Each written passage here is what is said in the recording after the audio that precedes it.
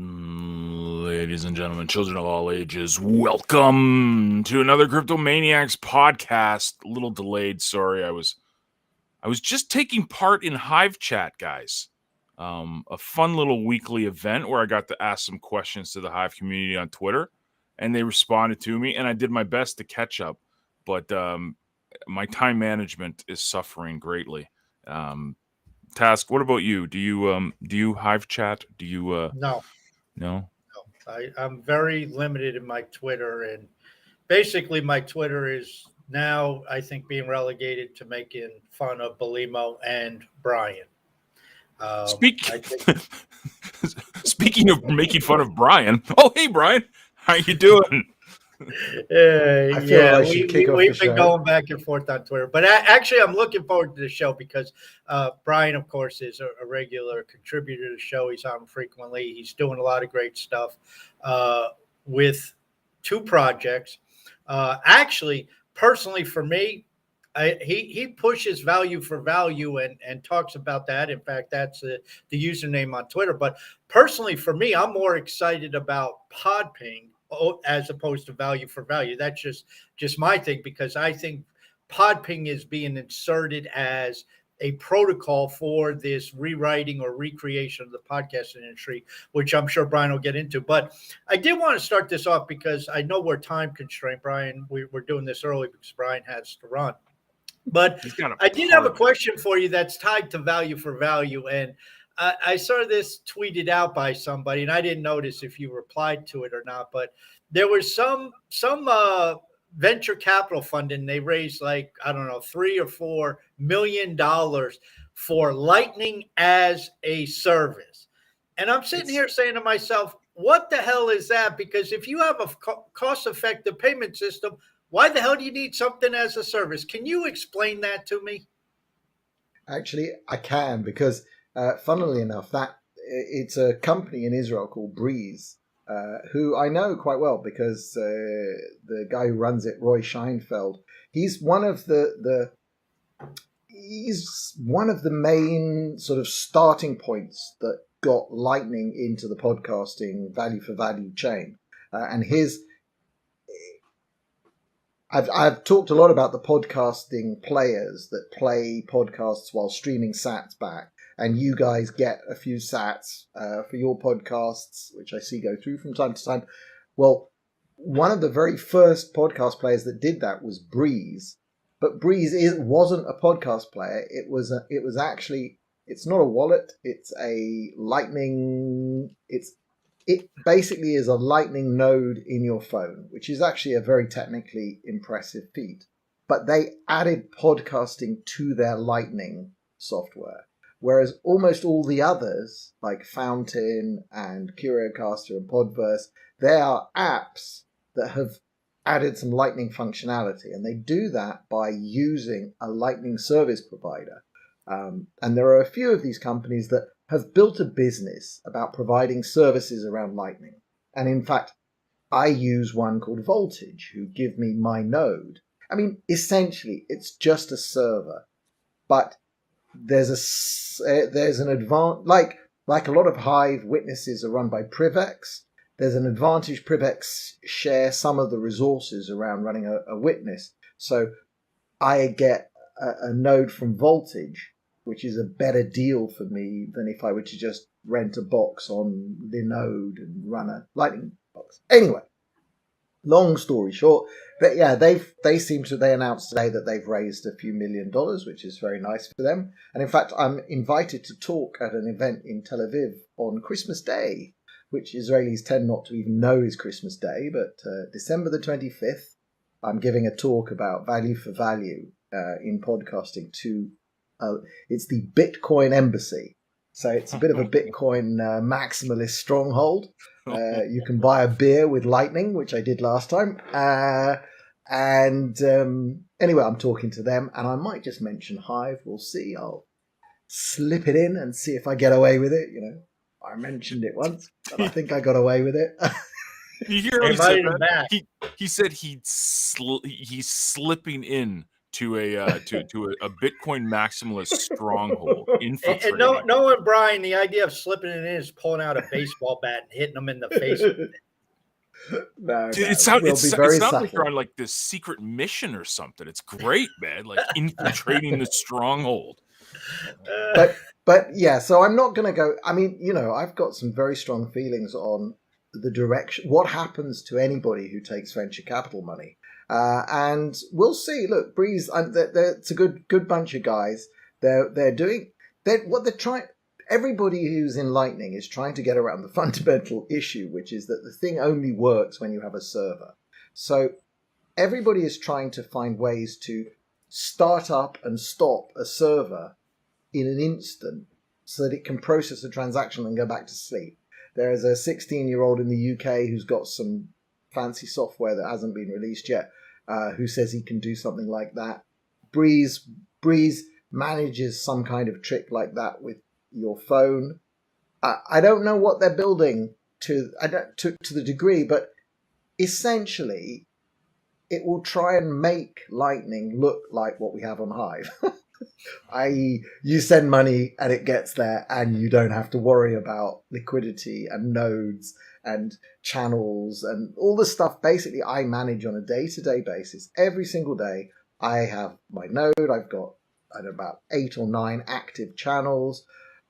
Some of them are going to the wallet of Satoshi. Some go to Mun wallet, and I watch the levels.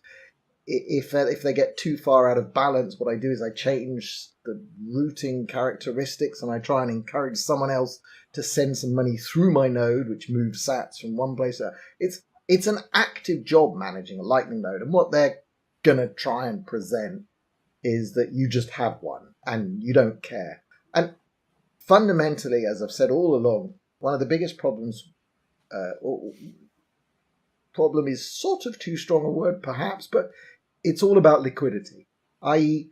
my node can only receive as much Bitcoin or half as much Bitcoin as I have invested in my node. So I put Bitcoin into my node in channels, and when I send that out and it sits on the other side, that's how much I can receive. So I don't know, I think at the moment, without looking, I think I've got about 20 million sats total, 22 million, of which about half, 11 million, is the total that I can receive.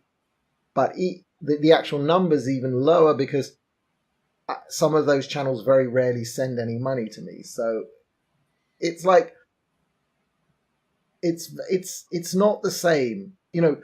Any one of us with our Hive account can receive as much Hive as there is, or as much HBD as there is, because it's a blockchain system. And we don't actually have to think about that. Lightning's not like that. But it does some things. I think it's going to do some things very well, and it is going to beat, for small payments, and moderate-sized payments. I think it is going to work, like the credit card system. Now, value for value. We'll loop right back into why you're here. You have a proposal up, but as much as you're talking value for value, you're doing some very interesting things with Podping. And one of the things that I noticed, and I think it's valid to bring it up. I saw a tweet. I think it was a tweet, maybe it was a blog post you put up. I forget where you cited it, but you said basically 15% of all podcasts now are received using Podping, basically the updates, the indexing that you send out, the RSS or the URL, that you send out via Podping. About 15% of all updates are now through Podping. So this is becoming a significant, 15% is a pretty big amount. My two questions to you is first off, how many podcasts have you processed? Is it 10,000? Is it 4 million? Do you have that stat? And just to give people an idea, and how many are they processing a day? Is it 3,000, 5,000? Because there's a lot of podcasts out there, like you said, every 3 speak video is now a podcast. And the second thing that I wanted to say is that 15, I guess I got three questions. Is that 15% still accurate? Has it gone up? And the third thing is, you mentioned last time, and I haven't really seen much about it. Maybe I missed it. You were working on something with notifications or live streams, being notifications about live streams. Where does that stand? Okay. Let's see. You want me to share that, or? Yeah, share. Can you share?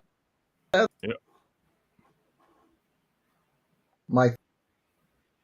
Let's see. I don't know. Let's see. This might be too ambitious. I could just talk this through. As my browser damn it. My page is blown. Nope. That was not a good idea. No. That was definitely not a good idea. All right. Okay. Yeah, his browser froze.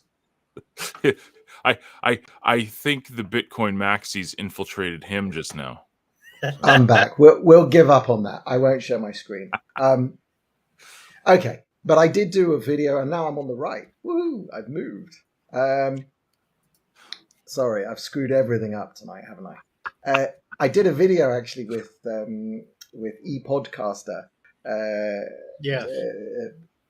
And that I showed a lot of stuff behind the scenes. But basically, numbers wise, we're doing, I don't know, 3, 4, how many? Okay, I'm going to try and pull that up, and we'll see if that. I'll just look at it, and I won't try and share it. We are doing, let me see, in the last total IRLs, we do about, we do 1,000 an hour podcasts, 20,000 a day, something like that. That's actual podcasts that announce an update via Podping. And it's it is growing. We've got new. One of the things that happened was that the two main WordPress blog plugins, which are used for podcasting, Blueberry and Seriously Simple Podcasts, both of those now update to Podping. We've got there's a work underway. There's a plugin for PeerTube called HiveTube, I think, and the guy Ken behind that, he is busy. He's got Podping working for that, and he's also working on that other thing I told you about, which is the live notification. So Podping is just running, and it's running really reliably. We made a big update to the back-end software. We went to a version 2, which again, very few people need to know that happened, and it happened seamlessly.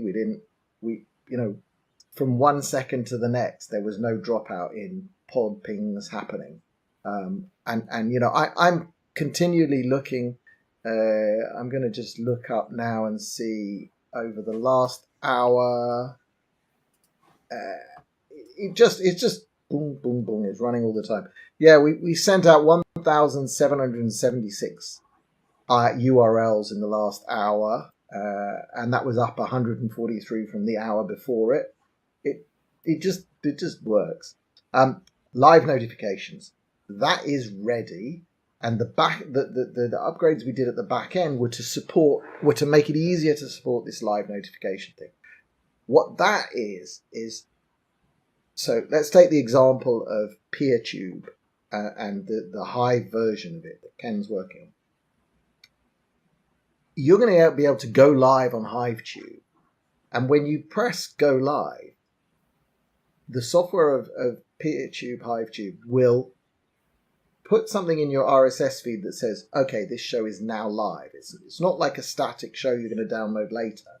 It's live now. Here's a link to the stream, and then it will send a pod ping saying live item has gone live. And then there's 2 players at the moment, Podverse, which has got an iPhone and an Android app, and Curiocaster, which is a web-based system, both of those show live items, and they give you Podverse gives me notifications on my phone. No Agenda Show uses it, and a bunch of other shows connected with that, and it's just working. It's been working actually for quite a few months, really. The point there is Fountain, which is another podcasting app, and I think Breeze, they're all working on building in the functionality to their apps to receive these notifications and to go live, which means you can go live from any platform or your own host or whatever it is. It doesn't matter, but it's not a silo. It's not Twitter, Facebook, YouTube, and it can be received on multiple apps, and that's it. And the glue in the middle, the thing that the message runs through, is Hive, and I think that's. And we're not going to be recognized or noticed for this until it's huge. And then when it's huge, a lot of people are going to get the fright of their life. And they'll go, and I've already had this, when I set it up, it's like, why aren't you on Sol? And you get these people come onto our Mastodon thing and say, you should do this on Sol, Solana or whatever, and you should do this on insert blockchain here. And the standard answer is show me the GitHub code. Write it. Write the writer, write the reader. I wrote the reader, I wrote the writer. Alex Gates took those and built them properly because he's a real software engineer, not just a hacky kid like me. But nobody else, everybody comes along and says, oh, you should do this with Lightning, or you should do this with Pleroma or Pleurisy or whatever whatever they've come up with, tuberculosis, I don't know, all these other systems they name, but nobody actually does it. And like one of my favorite accounts to heckle on Twitter is the one that keeps suggesting, what's it called? It's called Change the Code. It's the one that says Bitcoin is killing the planet because of all the energy. And every time they put out a tweet about how terrible Bitcoin is, under the title Change the Code, I reply, where's your pull request? You want to change the code of Bitcoin? Put in a pull request. It's there on GitHub. Go change it. So nobody's come with a better way of doing PodPing than Hive. And I'm proud. I'm pleased with that. Well, you've been on here in the past, and you've been very emphatic from your perspective. You couldn't do this anywhere but Hive. Because first off, I would imagine the timing is of the essence, especially notifications. Timing is certainly of the essence. So if you have a blockchain that is very slow to send out and validate, you got an issue there, number one, which you're probably only talking proof of work blockchains in that instance. But number two, every blockchain has some sort of transaction fee. So there's an expense to run this, as opposed to, as we've discussed with Hive, you make an investment in a Hive, your resource credits come from your investment, they recharge each day, you use 20% of your resource credits, well, they recharge and you're still holding your investment. And so is that still true? I mean, isn't that the ultimate disclaimer against what you get there? We'll build it on this area, other thing, and say, how the hell can I do it? They got transaction fees. Is that still the case? The way around this, look, should we be using a blockchain? Well, the correct, with infinite money, no, of course you wouldn't use a blockchain. You'd use a centralized database service, okay? But somebody has to pay for it, and somebody has to run it, and somebody has to hold the keys to that service. And as soon as that happens, you've lost the decentralized and censorship-resistant nature that is open podcasting today. So that's my short pitch as to why it has to be a blockchain-based system. And it's only for the censorship resistance. And, the reason blockchains have found any use at all is for money and stuff with value, real value. And that's where you want a trustless system that you don't have to put your trust in one person or a corporation to be there and to run it indefinite. And to podcasting is that last remnant of the original internet.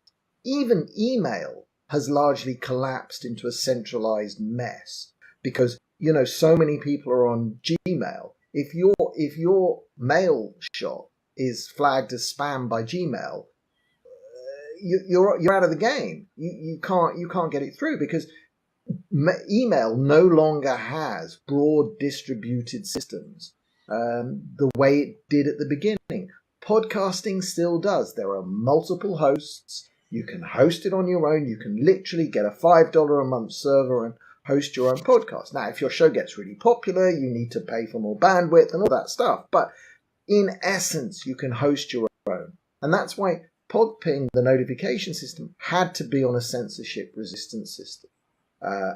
And exactly as you said, with the difference between holding Hive as an investment, which gives me the resources, and almost every other blockchain-based system, which requires me to buy something and then spend the tokens to keep feeding the meter to keep it going.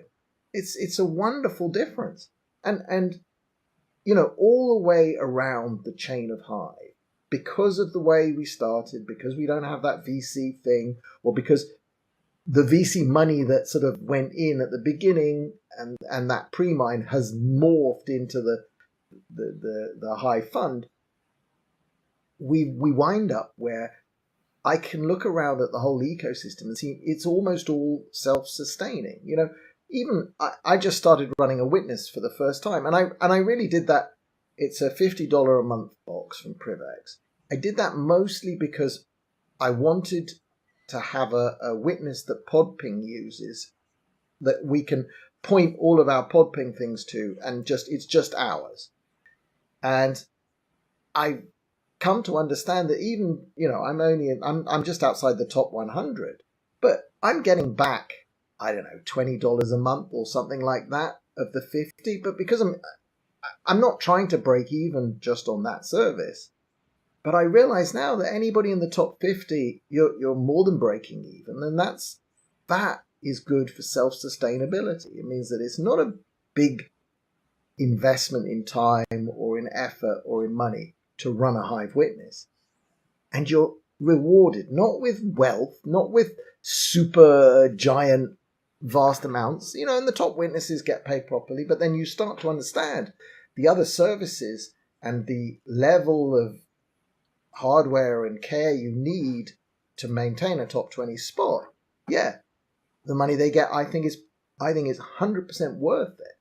And throughout the ecosystem, if we're lacking on one side, which is that we don't have the scale to mean that a lot of businesses can sort of set up and make money in the sort of the classic internet, gain a million, like this GPT chat thing, which has gained 1 million users in a few weeks. Their issue is that they don't have the computer power to service those million people. So, and I don't know what their business model is going to be. People are going to pay to use that service, I think, because it is genuinely valuable.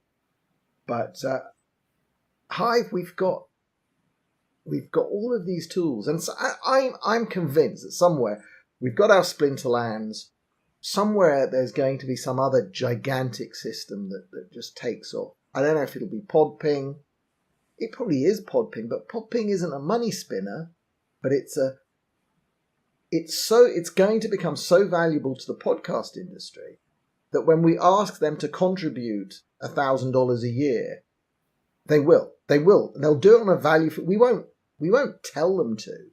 But the hosts that are using it are already giving money to the podcast index people on a value for value basis. The pitch is these are open tools. We run these services in an open way. Do you value them? Have you reduced your costs elsewhere? Then pay some of it back. And I think that's the value beyond the service that I run that's got the name value for value. The much bigger thing is shifting from this advertising-based horrific system where it's an under-the-table transaction that goes on in the background to hey, how much is this service worth to you? You want it to continue? Yes, okay. Make a contribution of how much it's worth to you. Now, some contributions are going to be write some code. Some contributions are going to be talk about it, publicize it. But yeah, some people are going to actually pay. Well, I think my view on Podping, and I'm big on Hive being a decentralized database. I think the idea of a Wikipedia on Hive is just phenomenal. But I look at Podping, and you were the first one who really used Hive as a decentralized database. That's essentially what you're doing. You're saying this is a decentralized database, decentralized infrastructure that I can tap into. I don't have a monthly fee. I can do it for free. It's permissionless. I don't have to get a permission from anybody. I just need enough resource credits to do what I'm doing. Now you've gone above and beyond and started a witness node. And I think you said you were maybe looking into an API node at some point. But either way, what I see is the value of that is the value it brings to Hive is that now you are essentially inserting Hive as primary infrastructure into this industry. Because as you said, all these apps, these 15% that get their updates from Podping, this is now, okay, they may still have their other stuff running in the background as a backup, but in due time, they'll end up dropping that as they gain more confidence in Podping. And not only is there the cost savings, but now you've inserted Hive as baseline infrastructure for their business. And if it works, they're not going to change in the next 90 days or even the next 3 years, because it's like, we depend on it. It works. This is for our business. And they leave it. And that is the part that becomes impossible to quantify. What is that worth? Because as you said, it's not a money thing. It's not something where you can look at the application and say, hey, we got 125 million users that we brought to Hive. But you just built pipe into this industry that it's like they 15% can't do without. And if that keeps growing to get 60, 70, 80%, all of a sudden the industry can't do without it.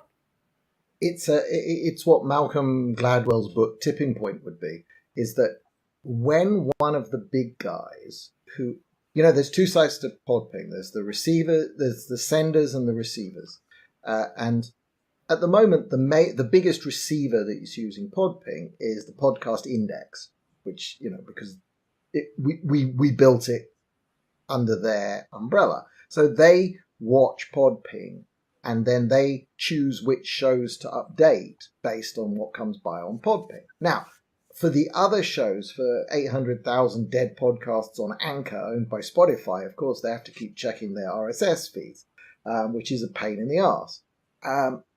But the tipping point for Podping is when Google, Amazon, Apple, or Spotify, any one of those or all of them, can one day go, okay, we give in. We need to be looking at this. Now, if Spotify, for example, were to stop, were to use this for Anchor, the whole industry would switch to Podping over in a moment, because checking every one of the 800,000 or more dead podcasts on Anchor is a complete pain in the arse. Everybody knows that. So we're just waiting actually for that to. Now we don't need it. I mean, it's not like the system works brilliantly without them. But the beauty of the Hive Podping system is that we've got scale. I mean, like just now while we were doing the version 2.0 thing, so it tended to be Dave and Alex working overnight while I was asleep. So they would try a new version, and Dave had some issues with the software that he's written that sits in front of Podping, and it wasn't like going fast enough, and he couldn't figure out why. And eventually, at like 2 a.m, and I just see a batch of Signal messages when I wake up. At 2 a.m, Alex told him to change one little parameter, and suddenly his system was like flying. So he says, "Okay, I'll send." So he sent like 1,000 messages, 1,000 Podpings, test Podpings, which went out on Live Hive, and that worked. That like cleared in 2 minutes. It's like, oh wow, great. So Alex says to him, "Send 10,000." So boom, out go 10,000, and that cleared in 2.5 or 3 minutes. So, okay, send 100,000. So, boom. So he sent basically a week's worth of pod pings all at once. And Hive just swallowed them and spat them out, and it took 7 or 8 minutes. But I wake up in the morning to some graphs, and we're not talking big data. We're still tiny fractions of a percent of what Splinterlands do. And I wake up and I've got these graphs with little blobs that show the minute by minute sort of how many pod pings were sent and how many URLs they carried. And I just have this like missile command picture on my screen of this giant nuclear explosion where Dave in the middle of the night sent 200,000 pod ping messages, more than a week's worth, and it all went through in under an hour. So it's just one big giant hour blob that obliterates my screen. And, you know, I just sort of went and said, look, guys, we're going to have to use MirrorNet. The point was, we didn't need to test that. That should have been tested on MirrorNet. We will do more testing on MirrorNet. But they were just amazed that it could do this. It can handle a capacity 100 or 200 times what we're throwing at it. Easily. So, you know, we don't need to do that again. And just, I don't know if it works this way, but just doing some quick math, if you're doing roughly 15%, that's only a 7x to get to 100%. Correct. And you say it could do 100 to 200 times what you're throwing at it. So that sounds to me like, well, you could easily cover all the podcasts and updates throughout the entire industry. I think we could cover all the blogs and all the live streams too. Easily. And there's efficiencies that we could add if we wanted to, but it just the system that Block Trades and the guys and HowOw and all of them and whoever's contributed to Core and the one block irreversibility now. I mean, like, we were always running PodPing on the assumption of one block irreversibility because it's not financial. So if somebody says they've updated their podcast and they haven't, I don't care. You know, it's like, it's not important. So we were always operating on that. Now, with my other system where I pay money out, where, you know, I receive a Hive message with a Lightning address and I immediately pay the Lightning, that I was taking a risk before because I was paying, because it felt slow to wait 40 seconds for all the confirmations. And having talked to Block Trades and realized how rare a reverse actually was. And now I don't even have to worry about that. So soon as I see a transfer come in, I pay the invoice. And I put out a post actually a few weeks back comparing the speed of Lightning with the speed of Hive. Mm-hmm. And because I do payments both ways, I receive Lightning and then I pay Hive, or I receive Hive and then I pay Lightning. And the Lightning invoices take 10 seconds minimum usually to process for me to send out, and up to 20, 30, 40, and some of them up to 24 hours. But the 24-hour ones are exceptional. But it's never as fast as Hive. And, you know, and so that's why I put out the little thing with bees being faster than Lightning. But we're all working on a system which is just this undiscovered gem of a system, which is just so it's easy to use. It's the nice regular usernames, no stupid long hex codes. I mean, like today I used Leo Finance to do some HBD to Polygon HBD to USDC. Oh no, I did both. I did both Polygon. I did all of that. The main goal was to get it onto my Crypto.com credit card to pay for a hotel this weekend. But it's like everything is all these just giant horrible strings and copy. Everything is easier on Hive. Well, one thing that you just did there, and I talk to John about this all the time because we make fun of him because he says he's not technologically advanced, but he's shown in the last few weeks that he really is.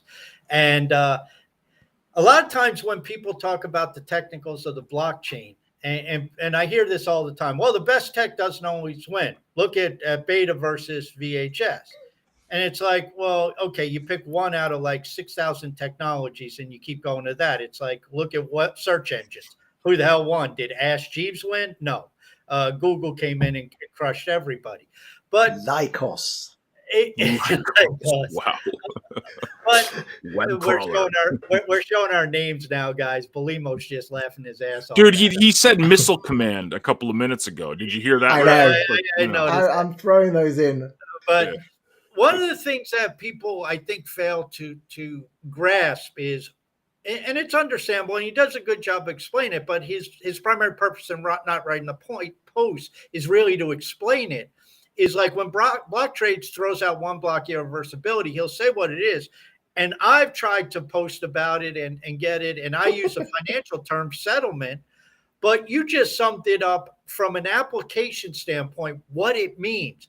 What that means is settlement, if it takes 45 seconds for a block to become irreversible, you as an application have to decide, am I going to wait the 45 seconds for full-blown confirmation before I process this transaction or not? Now, 45 seconds isn't the end of the world, but as Block Trades came on, when he was on, he said, and you just said it's a rarity, but it does happen. It could be 24 or 48 hours. You get the confirmation on Bitcoin and it's rejected. And it's like, oh, shit. And so if you process that, you just lost your money. And this is the key. When we talk about this technology and it's there, it's not so much, well, we have this and nobody else does. It's we have this and somebody like Brian, it affects him. And this is how he picks up and runs with it. Now, you said for value, you weren't worrying about because it's always just small amounts and the amount of reverse blocks is so rare. You didn't think it was worth a risk, but you potentially could have. And if you had, let's say, a download tied to it, let's say you have an application, it's like you pay me and then your download will start. Oh, no, my Lightning thing was worse than that because I was literally giving money away. And Lightning is, I cannot recall a Lightning transaction. There's no reverse. In fact, it's worse than, like if somebody erroneously sends me Hive and I have to refund it, at least I know who to send it back to. Lightning transactions, when they come in, you don't know where they even came from. There's literally, I don't even have a button to reverse a Lightning transaction if it comes to me wrong. Somebody has to find some other way to contact me, and there's no messaging system. So, to message you, write a blog post. Brian of London, if you see this, crypto Twitter. But it was like the woman in Venezuela whose transaction I knew what had happened. I watched my machine mess up because I did something and sent her back her change and paid her Lightning invoice. And it was $5. I paid her $5 Lightning invoice and I sent back her 5 HBD. And she contacted me the next day asking how she could give back the 5 HBD that she knew was not supposed to be hers. I mean, that's a part of this, the bit, my little spiel here is because I'm gathering votes for my next proposal, number 244. And I just want to say one thing. For the first time ever, I wrote an automated script that put comments on people's posts who had voted for me in the past, but were not currently voting for me. And I thought long and hard before doing that because I thought it's a bit spammy and so on. But the vast, overwhelming number of replies I got were, oh, thank you for pointing this out. And then they vote. And it's about this community thing. It's like, I wouldn't spam everybody. I know that's a bad thing to do. And I'm continually surprised by how we have this combination of both community, technology, and non-technology. I love it. I'm really honored to be working within it. And yeah, proposal 244. Ultimately, hopefully, Block Trades will vote for it, and his vote does carry a lot of weight. But my goal when I put these things out, and it's a week since my last one ended, my goal is to gather as many votes and as many comments from the community, because I want to keep taking the temperature. And again, I put in for a 6-month proposal, not a year, not 2 years. And that's deliberate. I mean, it's easier to put in a 2-year one and then not have to worry about it, because the chances of being unvoted unless you do something really horrible I understand are small. My philosophy with this is I'm producing, especially in the value for value and this ability to exchange small amounts of funds. I don't think it will ever be super commercial, not at Hive's current scale. I don't think it's going to be the sort of service you can make a lot of money on. But I think it's such a valuable service. And when it can be funded, not to support, I mean, it's breaking even. I'm not losing money on each trade. I think. I mean, I'm not doing Sam Bankster fraud levels of accounting going on here, and I do not have any properties in the Bahamas or yachts. So it would appear that I'm not making vast amounts of money on it. And you know, the account I haven't done. Have I done the most? I've done pretty good accounting, but I know that whether I make, you know, $10 a month or I lose $10 a month on it, that's not what matters. I think it's this service, and it's this plugging Hive into the Lightning world where people are raising $5.7 million to build more tools. And when I see, you know, my friends at Breeze raise $5 million or whatever it is to build Lightning service things, that's money that's coming to us. That's money for Hive, because all it takes is my little work for $50,000. You know, that connects us to $5 million there and $70 million at Lightning Nabs, and that's the other thing is the VC, the so-called crypto VC world has completely collapsed. It was all wiped out by FTX, but the bits that were not wiped out are now struggling to find anything to put their money into, because what isn't a scam? And we know that everything with a pre-mine and all of this stuff, that's a scam. And all of those, you know, the Andreessen Horowitz token things where they just dump the token on retail, I don't think that's going to be so easy to do over the next 9 months to 18 months. They'll have to look for a new gig. And so I think they're going to invest in Lightning companies. I think they'll waste a lot of money again. A lot of it won't work, but some of it might. And I think especially, like, I'm jumping around as I always do, but like, for example, there's just been a very big Bitcoin conference in Africa, which Jack Dorsey was at, and a whole bunch of people. That's very important, because our stuff, Hive, Lightning, the real technologies that work, they're not going to change France, and they're not going to change America or Canada anytime soon, because we've all got contactless payments and Visa cards and all of that infrastructure. But Africa, South America already, you know, the Cuban, and like, I don't know if you saw this, OpenSea has just dumped Cuba. If you were a so-called creator using Web3 to sell your NFTs and you were in Cuba, suddenly MetaMask no longer works in Cuba. How Web3 is that? Yeah. Whereas all of our Hive users in Cuba, we wouldn't even know how to block Cuba, would we? I don't know how to block Cuba. Do you know? No. That's amazing when you think about it. Like, you know, you said it kind of tongue in cheek about, you know, Web3 creator, but it absolutely kills me, Dry. And this is, you know, beating a dead horse with you guys on this show, but, you know, seeing the Web3 brand from all the creators out there and all the, I'm so in it for the tech crypto people. And it's like, how can MetaMask can do that? How is that decentralization? How is that Web3? Blows my mind. Listen, I like, you know, again, I see NFTs as their space within the value for value world. If I'm going to buy I bought my, you know, Hive punks and stuff, but I was doing that because it was a cool project and I wanted to support the developer who did it. I liked the project.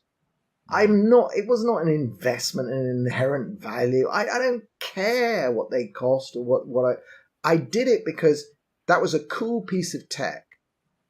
Has it found its use beyond that yet? No. Will it? Maybe. But it's a cool piece of tech. That's what I was doing when I was buying it. If I buy an NFT from an artist that I see on Hive, it will be because I want to give some money to that artist. And if I get a possession or a badge or anything in return, that's great. But this whole overblown, oversold with celebrities, that's crap. And it was obviously crap. And I hope that, collapses and goes away. But, I do send money to the creators that I listen to. The podcasts that I listen to that have streaming sats, I stream sats to them. I hit boost buttons. I send them boosts outside of Hive. I've said this before that, I'm going to promote, I'll announce it here, actually. Exclusive.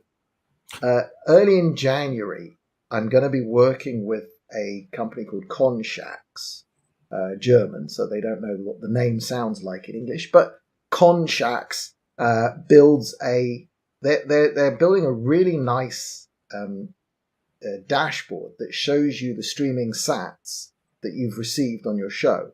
And I'm basically giving them an API access to all of the Lightning data I've already collected. And I think when I have that, I'm going to be able to show creators on 3Speak, and Oriel One guys are working to improve their connection with me as well.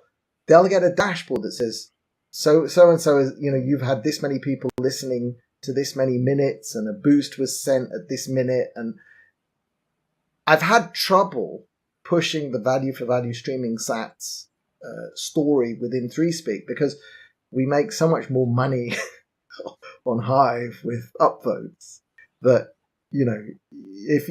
I guess you guys have probably received $5 total from streaming sats. It's a bit of a joke. One upvote from me is more than the sats you'll get in a week. But when people start to see the data, and we just got to, it's building and building and building, and it's going to go outside of Hive, and Hive will be a great way in the middle to watch this all happen. Well, that's the interesting progression since you first started coming on the show. Is John and I have had a front row seat because you've come on a number of times. We've actually got to see the progression of both of your projects. And I mean, I remember when you came on and you said with Podping, well, we just got to keep it running, and it's going for 2 months. And when it's at 6 months, then we have enough data to show, well, maybe somebody will sign up. And, Christ, you got to be about 2 years into Podping now. I don't know exactly how long it's been. It's been going 18 months solid without, 18 months. I think there was 1 hour, 40 minutes at some point where there were no Podping sent. And I'm not sure why sometimes, but other than that, we've got almost 2 years of Podpings. It's amazing. Yeah. So now you have a track record where anybody who questions it, it's like, well, yeah, we've run for 2 years straight, and here's all the data. And now when you put out, I just love numbers, and I beat him all the time saying you got to put out more numbers with your projects. But one of the things, when you put out that 15% of all podcasts are now indexed and put out by and received from Podping, that's a number where it's like, if somebody steps back and thinks about that, it's like, wow. And what you just said, that 1 hour you did 1,076 feeds, podcasts being updated in 1 hour on Hive. It's like 20,000 a day. It's like, okay, 5 days, that's 100,000, 50,000. That's 1 million podcast updates in less than 2 months. That is just, it shows you just how important this is, and it shows you the progression it is. And that's only 15% of the market. What if you get half the market? What will those numbers look like? And I think that's what people need to understand.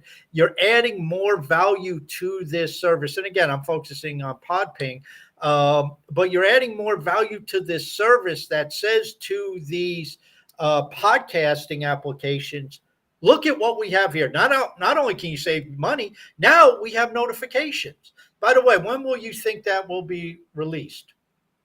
it's released, it's a matter of when will parts of the podcasting and live streaming world build their front ends to sort of use it, and that is a bigger issue.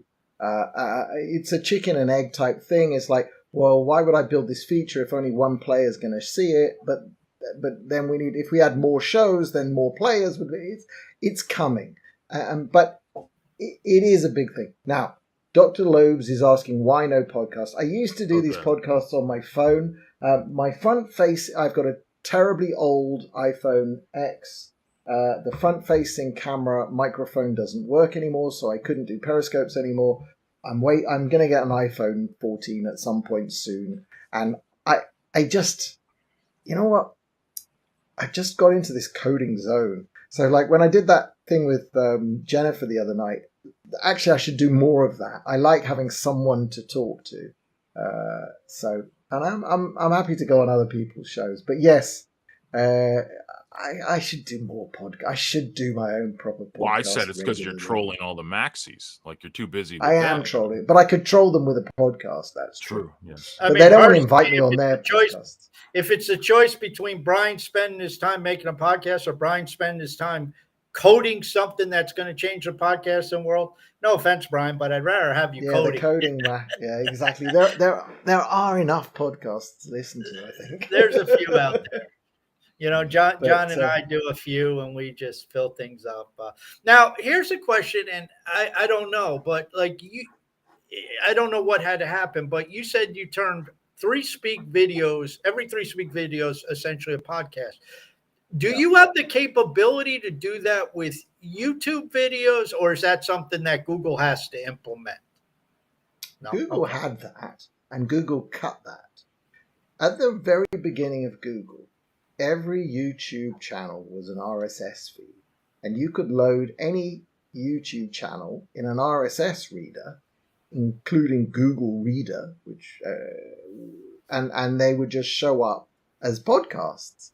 And Google destroyed that when it got YouTube, and the reason it had to destroy that was because podcasting, you lose control of the frame around the content, which is where Google make the money. So they make money by interstitial. Now, people are starting to do insert adverts into podcasts, which is a horrible thing, but whatever. Okay, they want to do automated advert inserts. I hope it fails, but whatever.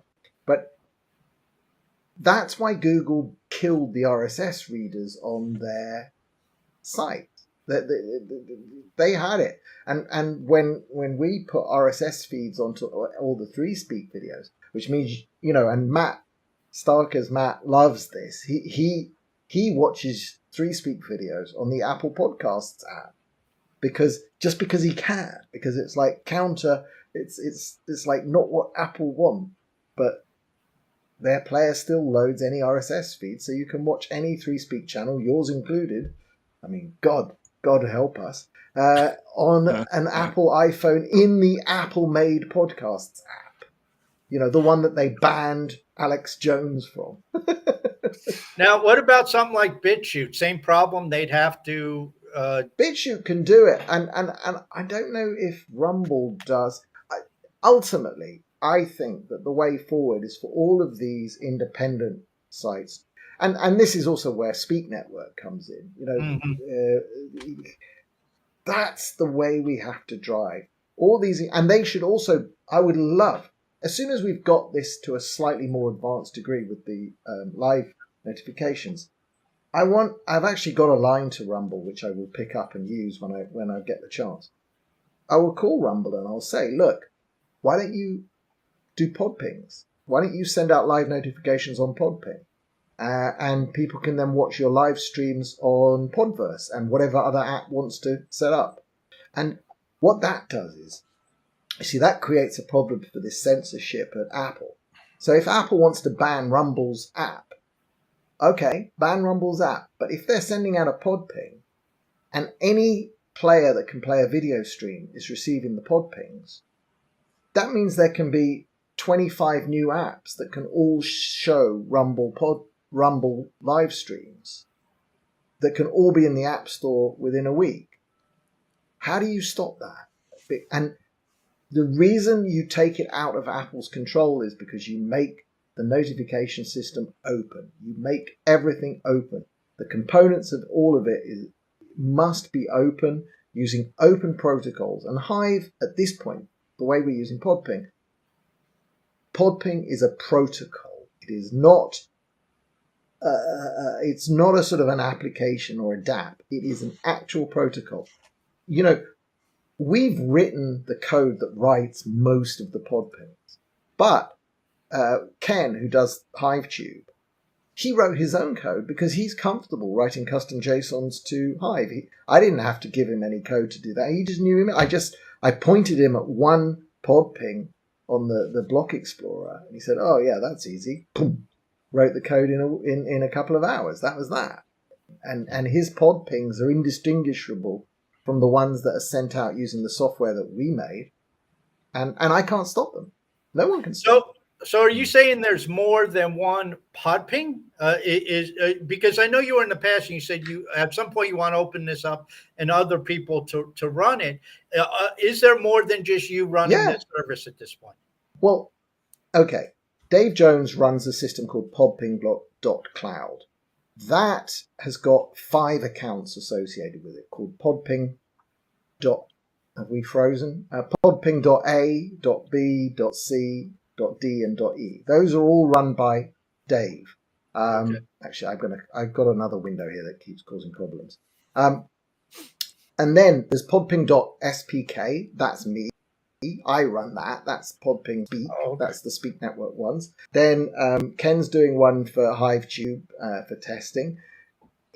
There's a few other test accounts that send Podpings every now and then. So yeah, we've got a range. So it's not just you running this whole thing. There's at least 3 that we know of. Yes. And in fact, some other service showed up the other night and sent out a bunch of Podpings doing testing. And I woke up to that and I sort of asked around and found out who that was. But this is the point: is I don't control this. I can't control it. If someone comes along and spams, we'll just ignore spammy ones. But anybody who wants to spam will have to buy Hive in order to spam. I won't give them any resource credits. Now, I do run the resource credit system for all the Podping.cloud accounts, and I've written a bot that sort of keeps them all topped up and keeps them all sitting between 25 and 40% RCs. It's quite clever. I'm quite proud of that. But I won't do that for everyone. But that's the thing. We've built a protocol. We've built a system. You can just put your, it's like TCP/IP. Once you've got your network connection to the internet, you can send packets. It's like sending a packet. I don't know if John has any questions, but my final question is, what's next for either Podping? You mentioned this collaboration that you may be going into January. Yeah. What's next for Podping and Value for Value, and maybe go through the proposal briefly. What's the money for? The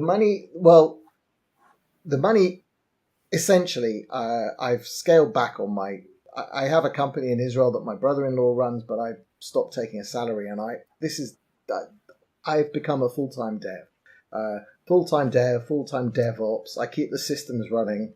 And I'm still, what I had wanted to do was to open source the main code. And I'm still trying to do that.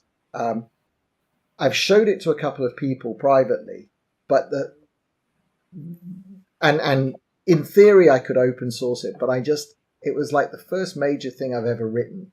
And I am technically nervous that I might expose weaknesses. So over the next 6 months, I really want someone else to look at it, refactor it, and make it public. Then I want to try and find maybe 1, maybe 2 people, possibly in South America or somewhere, to run a Lightning node and to run the service as well as me. So that's a big deal. So that decentralizes it. Thing is that it doesn't really have the level of activity at the moment necessary to justify that, but when supported by the DHF, it does, and it should. It shouldn't be just me running it. There should be 2 systems. then I'm going to do this link up with Conshacks, which will give me a beautiful dashboard that hopefully will make the whole value for value with streaming sats and podcasts more useful for people on Hive. And then they'll start to understand why it's a good idea. And then they can start the whole loop, which is promoting it to their audiences and say, hey, listen to me on Fountain and stream some sats if you find this show good. That's the big thing. And then there's a bunch of other stuff going on within Lightning. Like, for example, there's something I want to look into very closely, which is I could run a service where people have a Lightning wallet on my node. There's a piece of software called LN Bits. I would need to develop some Hive plugins for it or pay someone to do that. And I'm looking at that right now.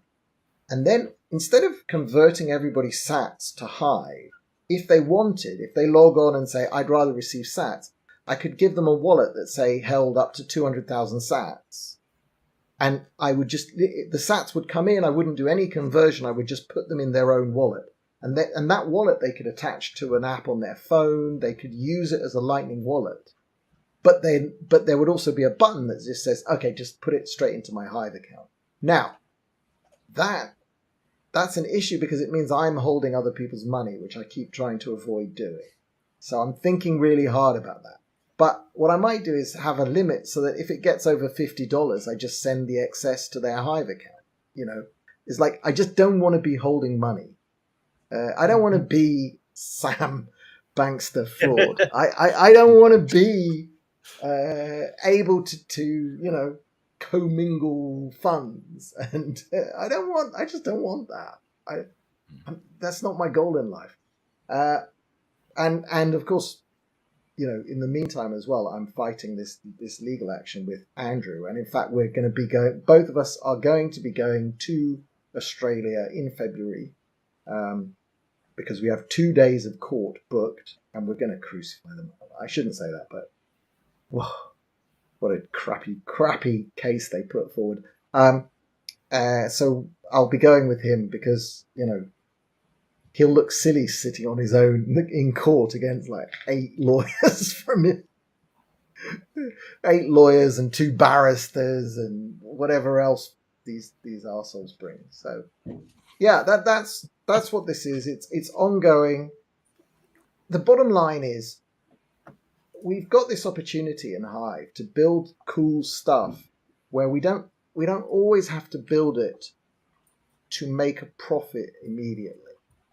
And I keep saying this. I'm never going to make significant money outside of what DHF pays me from this service, because I'm never going to want it to charge enough to be, a full-scale exchange. And it's not going to do, leveraged lending and any of the other tricks that these people made popular. Yeah, and then a lot of this is infrastructure. So, infrastructure is doesn't generate an ROI directly. You create the infrastructure, and what's built on it is what creates the ROI. My little Privex bill is sort of creeping up, I'm up to 3 servers there, plus my Lightning node at voltage and so on. But it's good. I like it. And like my Privex boxes are all in Sweden. I really should have failover and backups and stuff like that. So again, I'm learning all this as I go along, and I'm wonderfully grateful that the DHF is the vehicle by which I am able to learn to do this. I came into this thinking I was going to be a project manager and just hand out money to people. But I looked at the rates that you have to pay, and I looked at my own skill set, and I looked at what makes me happy. And I'm far happier slowly doing it myself than trying to be a project manager again, which I never really enjoyed all that much anyway. And then people just deliver something to you that's like 80% as good as you could have done yourself. So I'd rather do it myself. What I like about you, Brian, and it keeps in line with what we talk about on the show, you go into everything looking at decentralization. You hold that value high. And like you just said, you got your PrivX servers and they're all in one country. And you're even looking at that and saying, okay, it's not a top priority, but at some point you got to look at this and say, okay, maybe I need to get these on 4 separate continents or something like that. And, these are things 100%. I mean, right now they're even in the same rack actually, because they're on the same local network with almost sequential IP addresses, which is fantastic because my database server talks quickly to the box that which I've called Ping Slurp. The thing I have that watches all the pod pings is called Ping Slurp. But yeah, I need a bit of geographic diversity, and I need to learn a whole lot more actually about DevOps, because I've become I'm running systems now. Well, if you have any questions, just DM John, and if he doesn't have the in the right direction, he's. It sounds like Blaine is the guy I need actually. Oh, dude, I taught Blaine everything he knows. Everything, absolutely everything. The second he started giving technical advice to block trades, a monster was created, and we can't put that genie back in the bottle. I mean, John Go, the technician, he's just being released. Blaine's watching. See him? I see. Yeah. I just worked. Yeah. Anyway, I've got to go off and watch Croatia v Argentina, and I suspect the peer pressure will be to support Argentina, but I will be thinking of Lord Butterfly. With nothing. Have you met Lord Butterfly? No, but he's definitely a character on Twitter. From the name, you see, I don't know what I had expected, but Lord Butterfly does not look like a butterfly. Anyway, that's all I'll say. He's a legend, man. He's definitely a legend. Well, Brian, good luck, Croatia. Being on here. I appreciate it. Thank you very much for having you guys. This is I like this. And vote proposal 244. I'd be very happy to see a few more votes come in.